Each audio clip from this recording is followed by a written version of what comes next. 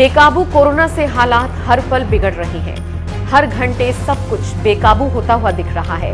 ऐसे में केंद्र की सरकार अब हर एक एक्टिविटी पर नजर रख रही है। फिलहाल सबसे ज्यादा दिक्कत है ऑक्सीजन को लेकर। हालांकि दावा है कि इस कमी को दूर करने के लिए कई तरह की कोशिशें भी की जा रही हैं। और इसी बीच में केंद्र सरकार ने डिजास्टर मैनेजमेंट एक्ट लागू कर दिया है।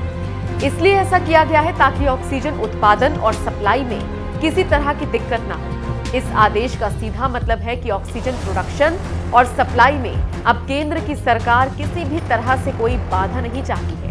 इतना ही नहीं, केंद्र सरकार ने तो साफ कह दिया है कि ऑक्सीजन ट्रांसपोर्ट में बाधा आई तो उस इलाके के संबंधित डीएम और एसपी के खिलाफ एक्शन लिया जाएगा।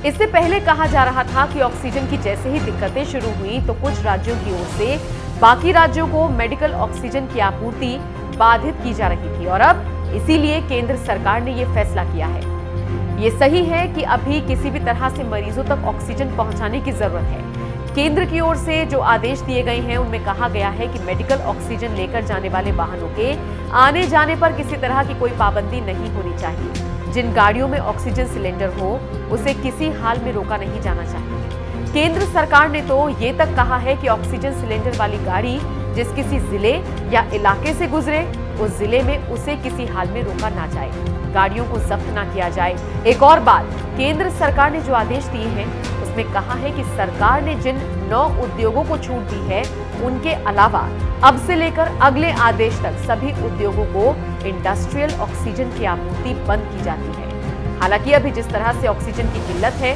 उसे देखते हुए केंद्र सरकार काफी लेट है, लेकिन लोगों को उम्मीद है कि देर ही सही सरकार की नींद खुली तो है। जाहिर तौर पर इससे उम्मीद है कि लोगों को राहत पहुंचेगी।